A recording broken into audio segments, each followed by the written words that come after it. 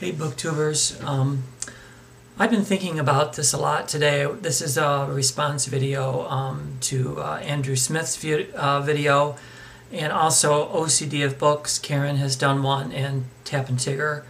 I'm not sure what his name is, but anyway, I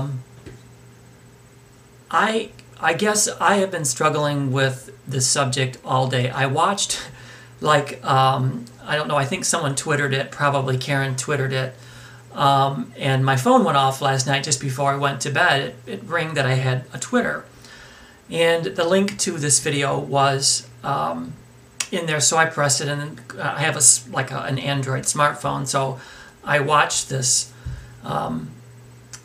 this video by Andrew Smith laying in bed last night, and I was like, I don't think I want to watch this. But in any case, I liked some of his points. Some of his points I really didn't agree with. I guess I grew up in the 60s and 70s, and in that period of time,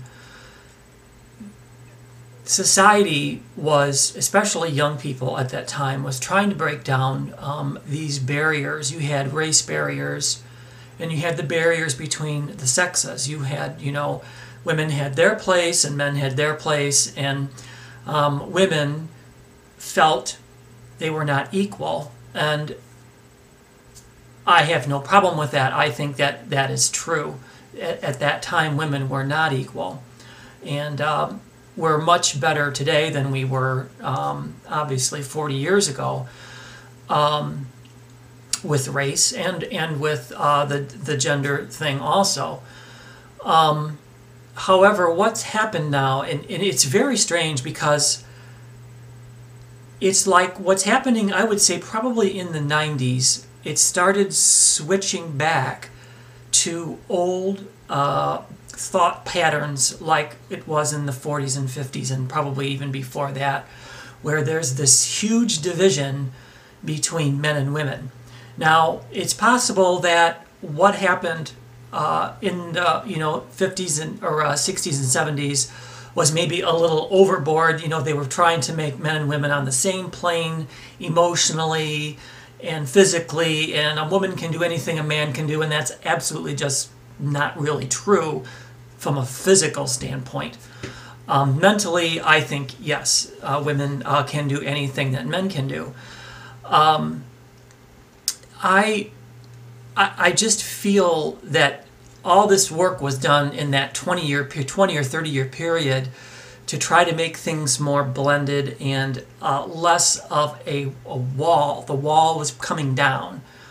And now it seems like that wall's building back up again, and we're getting this struggle that if you're emotional as a man, or you like to read things about love, that somehow you are less of a man. And I'm not sure exactly that's what was Andrew was saying, but it just brings up all of these types of things for me.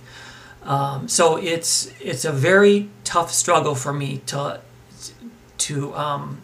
listen to some of it, because it feels like well, yeah, there's not a lot of books written for boys. Well, what exactly does that mean? Does that mean that boys are not interested in love? Yeah, I can't say that I'm terribly interested in, romantically plotted books where, especially the teenage, thing, because, well, I'm a lot older for one thing, so, I'm past all that stuff, but I guess, how are boys going to learn about love and things like that if all they're exposed to is crime? Like in the fiction that they're reading, it's either crime or cutting people up or shooting people or stabbing people or cutting hands off and blood all over the place. Is that stuff kind of exciting? It probably is to some people. I don't find gory, bloody stuff very exciting. It turns me off. But at the same time, I guess it just is just really so hard. I'm not sure that we should make boys read romance novels. I don't think that's what I'm saying.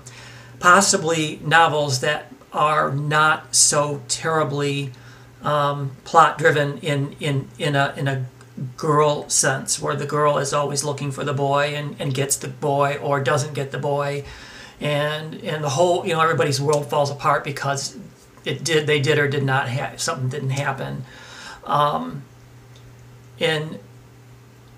I don't know, this is just really, really a tough subject. I think Tappentigger had a lot of problems expressing this too.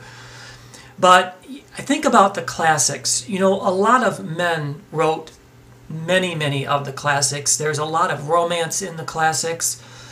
And you would not read Pride and Prejudice. That was written by a woman. But you would not think, I'm not going to read Pride and Prejudice because it's basically a love story, right? But it's not. It's a period of time that the book was written in. It's class struggles. It's funny. It's humorous. And yeah, it is a love story, and it has a happy ending, which is nice. But it doesn't mean that you should not read it as a man, because there's a lot more going on in that book besides just the romance piece of it.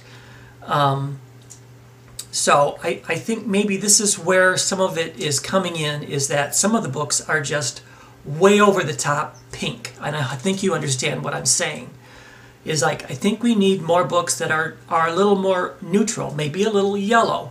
Not totally blue with blood gushing and violence and all this, but maybe something a little bit in between that really, I guess, blends the two together, so that you're getting a little bit of what real life is like. Now, my real life is not blood and guts and gore, so you probably see more romance in real life than you do blood and guts and gore.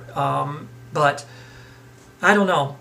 I wish I had a better opinion on this. It rather made me angry, because I just really did not like the walls that were coming back up. Like, you got to write a book for boys, and it's only got to be for boys by a boy, and I just don't get it. I don't. So I think women can write bloody, gory, gushy, violence-based books just as well as men can. However, I guess they can put more of an emotional twist in it. I don't really know. But I hope in some ways it isn't ruining my YouTube experience that I've had so far. I've been rather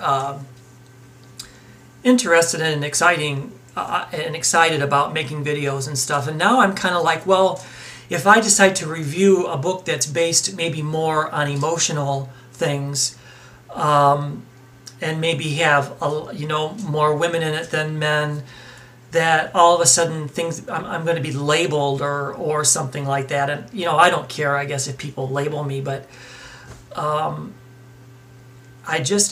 hate the labels. And this is what I think is happening when we start bringing up subjects like this. It starts going overboard.